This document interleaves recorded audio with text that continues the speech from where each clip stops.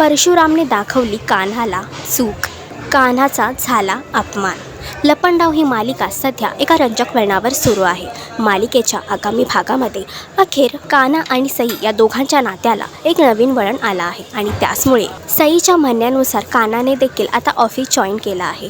पण office join केलेलं हे सईच्या मावशीला आणि परशुराम यांना आवडलेलं नाही आहे. त्यामुळे ऑफिसमध्ये येऊन परशुराम कान्हाचा अपमान करतात.